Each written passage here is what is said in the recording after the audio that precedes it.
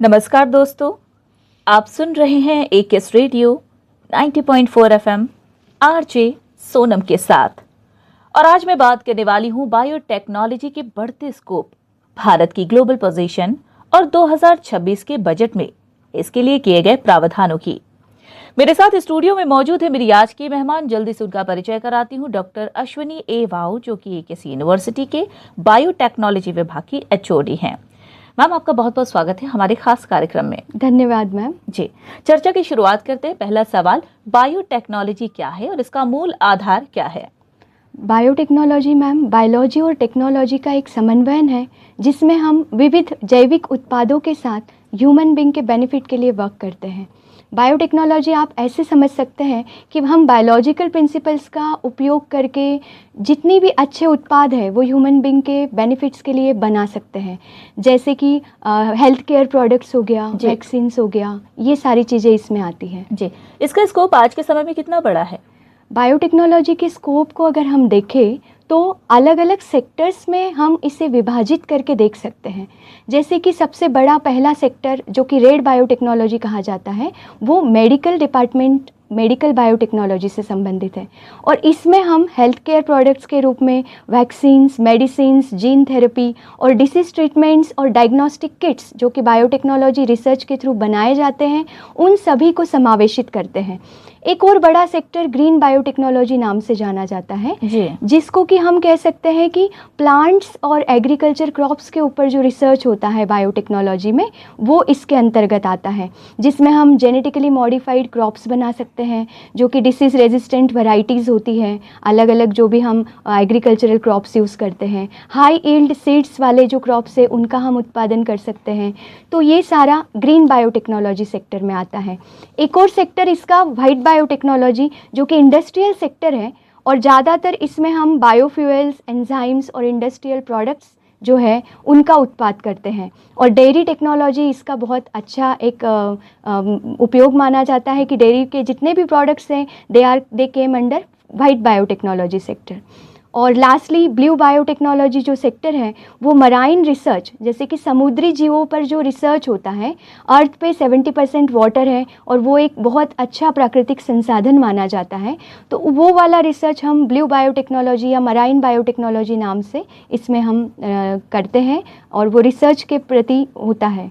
So these are all the biotechnology sectors. ठीक है, मैं ग्रीन बायोटेक्नोलॉजी पर सवाल करूंगी जैसा कि अभी आपने जिक्र किया, लेकिन उससे पहले इन सब के बीच एक अहम सवाल ये उठता है कि बायोटेक्नोलॉजी के मुख्य सेक्टर कौन कौन से हैं। फिर मैं ये सवाल करूंगी। बायोटेक्नोलॉजी के सेक्टर्स में मेडिकल, एग्रीकल्चर, इंडस्ट्रियल जो कि हम अभी बात कर रहे थे, ये सारे सेक्टर्स आते हैं जी।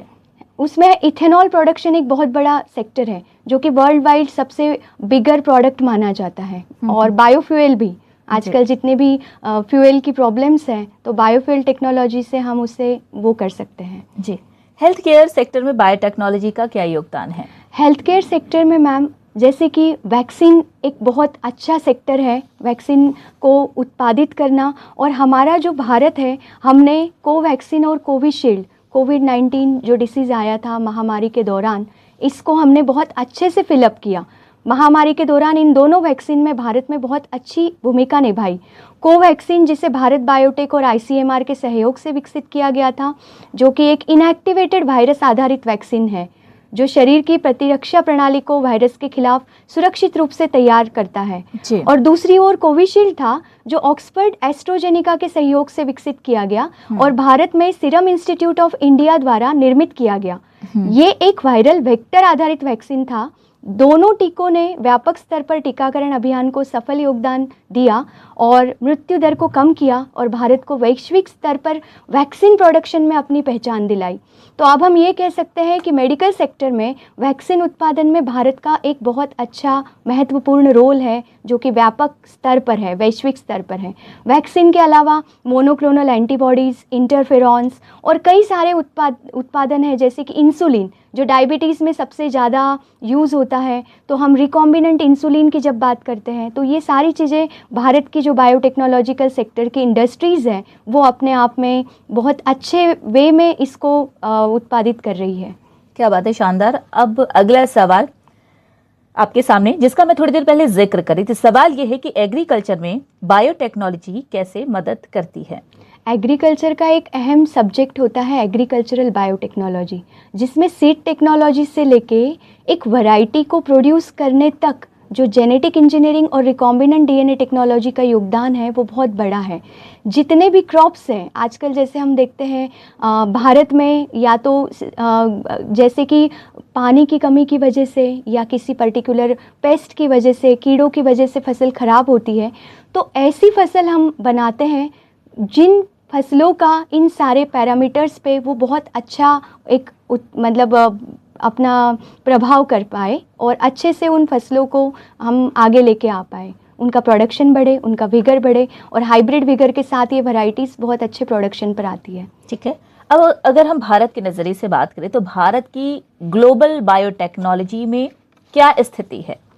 ग्लोबल बायोटेक्नोलॉजी की अगर हम बात करें तो भारत एशियन सेक्टर में 3rd नंबर पर आता है जी। और टॉप 12 जो कंट्रीज़ हैं इंडिया पूरे वर्ल्ड की, उसमें भारत की पोजीशन बनती है। और ये सारा बनने के पीछे भारत की बायोटेक इंडस्ट्रीज़, भारत का जो रिसर्च फंडिंग है उसका एक अहम रोल है कि आज हम बायोटेक्नोलॉजी सेक्टर को आगे लेकर आ रहे हैं वैश्विक स्तर पर।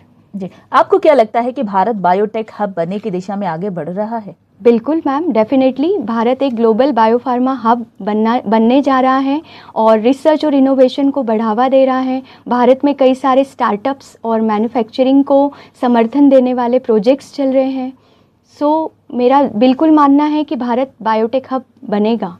जी, बजट 2026 में बायोटेक्नोलॉजी के लिए क्या खास प्रावधान किए गए हैं। यस, केंद्रीय बजट 26 में बायोफार्मा शक्ति योजना प्रस्तावित की गई थी, जिसके लिए 5 वर्षों में 10,000 करोड़ रुपए का प्रावधान किया गया है। इस योजना का उद्देश्य भारत में बायोलॉजिक्स और बायोसिमिलर्स के उत्पादन के लिए मजबूत इकोसिस्टम विकसित करना है और यह पहल भारत को वैश्विक स्तर पर अग्रणी बायोफार्मा इंडस्ट्री बनाने और ग्लोबल बायोफार्मास्यूटिकल मार्केट में 5% हिस्सेदारी प्राप्त करने के लक्ष्य में अनुरूप है। ठीक है, इससे छात्रों और शोधकर्ताओं को क्या लाभ होगा। छात्रों के लिए इससे रिसर्च अपॉर्चुनिटीज़ बढ़ेंगी। अगर फंडिंग आएगी इस सेक्टर में, जैसे कि उस बजट में कहा गया है, तो नो डाउट स्टूडेंट्स को बहुत इसका फ़ायदा होने वाला है। फंड और रिसर्च प्रोजेक्ट्स के जरिए हम और नए उत्पादों की तरफ जा सकते हैं। जहां पर टीके या वैक्सीन्स या कुछ और चीज़ें अभी डेवलप करना बाकी है, उस सेक्टर को हम मजबूत कर सकते हैं। कैंसर थेरेपी में बहुत अच्छा योगदान हो सकता है। ठीक है, समय का ख्याल रखते हुए आखिरी सवाल आपके सामने, एकेएस यूनिवर्सिटी में बायोटेक्नोलॉजी पढ़ने वाले छात्रों के लिए क्या खास सुविधाएं और अवसर मौजूद हैं। एकेएस यूनिवर्सिटी बायोटेक्नोलॉजी में विंध्य क्षेत्र में सबसे अच्छी लैबोरेटरी और इक्विपमेंट्स के लिए माना जाता है। हर यहाँ के जितने भी कोर्सेज के स्टूडेंट्स हैं, चाहे वो बीटेक बायोटेक्नोलॉजी, एमटेक बायोटेक्नोलॉजी हो, उनके daily 2 hours proper experiment handling में जाते हैं। तो हर बच्चा यहाँ पर स्किलफुल हैंडलिंग सीखता है। उनको हम इंटरनेशनल कॉन्फ्रेंसेस और वर्कशॉप का प्लेटफॉर्म देते हैं ताकि ग्लोबल स्तर पर जो भी चीज़ हो रही है वो यहाँ पर स्टूडेंट्स को पता चले।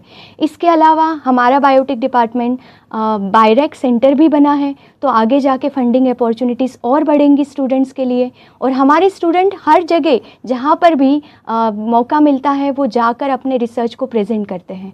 तो नो डाउट बायोटेक्नोलॉजी जो एकेएस यूनिवर्सिटी का है, हम स्टूडेंट्स को ग्लोबल लेवल की हर चीज़ देने की यहाँ पर कोशिश करते हैं। चलिए, बहुत बहुत शुक्रिया मैम, आप यहाँ पर आई और इतनी अहम जानकारी साझा की, बहुत बहुत शुक्रिया। तो दोस्तों, साफ है कि बायोटेक्नोलॉजी आने वाले समय में भारत के विकास की एक मजबूत नींव बनने जा रहा है।